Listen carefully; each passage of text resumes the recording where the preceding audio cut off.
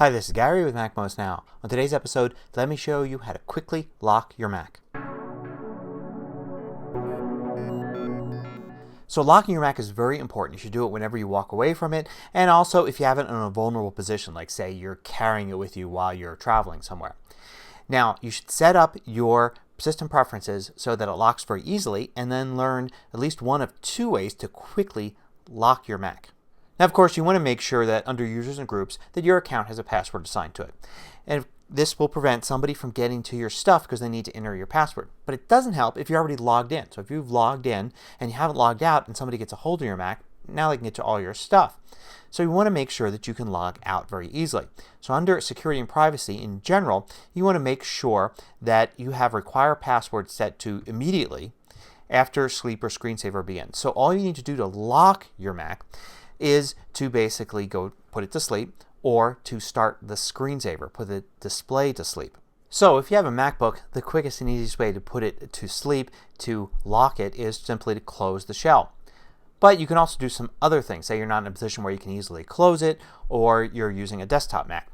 Well, you can go in and use something called hot corners. Now you can get to this in a couple different ways. I want to go to desktop and screensaver, and under screensaver there's a button for hot corners here. I'm going to click on that and I could activate a hot corner. So let's use the bottom right, and we can use the bottom right to put the display to sleep. And what will happen is that when we move the cursor to the bottom right, it will actually put it to sleep. You can also use start screensaver too. I prefer to put the display to sleep to save power rather than messing around with a screensaver, even if it's a desktop machine. So all I need to do to activate that is move the cursor all the way down to the bottom right. And I won't do it now because it'll stop the screencast here. So let me turn it off, and you can see if I put the cursor down here at the bottom right, you can see where it disappears. That is what would trigger this hot corner. Now you can put it in another corner if it's easier. You probably don't want to use upper left or upper right because you have the Apple menu up here and you have notifications up here. So I like to use the bottom right, and it's really easy with a trackpad to just swipe really quickly with your fingers and move the cursor down there. Now there's also a way to do this with the keyboard. You don't have to set anything up. It's already there. You just use Shift and Control. Not Command, but Shift and Control. And then you want to use either the Eject key or the Power key. Different Macs, different models have different keys. They're always at the upper right. The Eject key is an upward facing arrow with a line under it, and the Power key is a 0 with a 1 in it.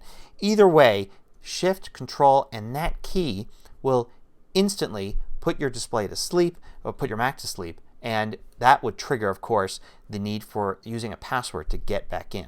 Now another thing you could do is you could simply log out of your account.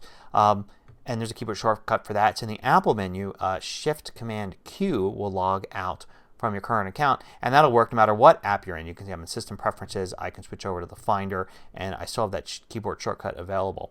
So it's another option for you. But I find it a lot handier just to put the display to sleep and have to use a password afterwards, because you're not actually logging out of your account then. You're still logged in. You just need a... Hope you found this useful. Till next time, this is Gary with MacMost Now.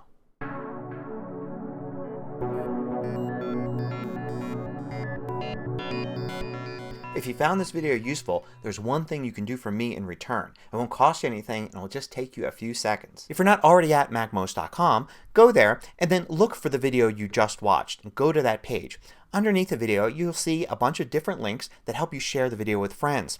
Take a second to click the like button. This sends a signal out to the rest of the internet that the video is worth watching. Thanks.